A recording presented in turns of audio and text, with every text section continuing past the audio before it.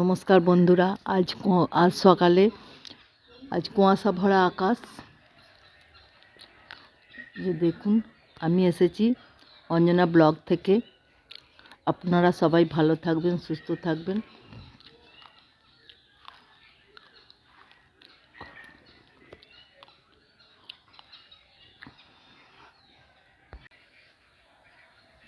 আজকে আমি রান্না করব একটু চা খেয়ে নিই, তারপরে রান্না করব। আজ দেবযানী নেই, আমাকেই রান্না করব আমি। আজকে একটু চাটা খেয়ে শুরু করি। আজকে একটু দুধ চা খাবো, ইচ্ছা গেল। রোজের লিকার চা খাই, আজ একটু দুধ চা খাবো। দুটো বিস্কুট দিয়ে কি একটা রুটি দিয়ে খেয়ে নিলাম, তারপরে রান্না করব।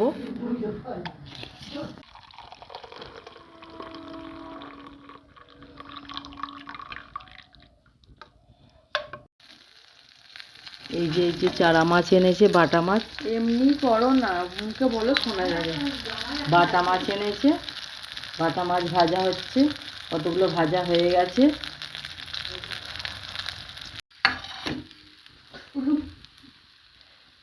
এই মাছ ভাজা হয়ে গেছে। আজকে যা রান্না হয়েছে পরে দেখাচ্ছি। এই যে মাছটা ঝাল করব, আগে ভাজাটা করে নিলাম।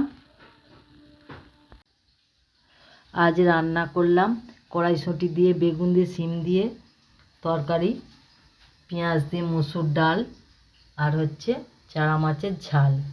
আর বেশি কিছু করিনি। এই দিয়ে আজকে ভাত খাওয়া হবে। এবার ফুলগুলো তুলে নিই। ফুলগুলো আজকে মায়ের পুজো হবে। আজকে বৃহস্পতিবার, লক্ষ্মী মায়েরও পুজো হবে, কালী মায়েরও পুজো হবে। যত দেবদেবী আছে বাড়িতে সব পুজো হবে। এই যে ফুলগুলো মা তুলছে, মাই আজকে পুজো দেবে। এটা আমাদের জবা ফুলের গাছ। জবা ফুল মা তুলছে। আজকে বেশি ফুল হয়নি, এই 3-4টে হয়েছে।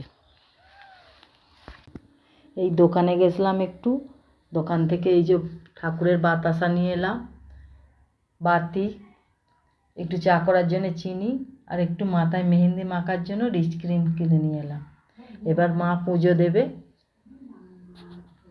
এবার স্নান টান করবো, একটু যাই, অনেক দেরি হয়ে গেল। এটা আমাদের ঠাকুর ঘর।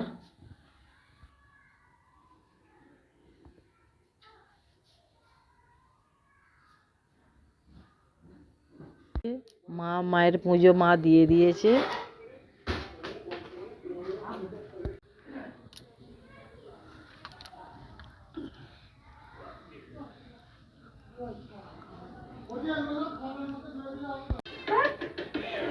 এই যে ভাতের সাথে আমরা ভাত খেতে বসে গেছি। ভাতের সাথে তরকারি, মাছের ঝাল, একটু লেবু, একটু পেঁয়াজ খাবো। এই ডালটা দুজনে খাবো। ভাত খেতে শুরু করে দিয়েছি।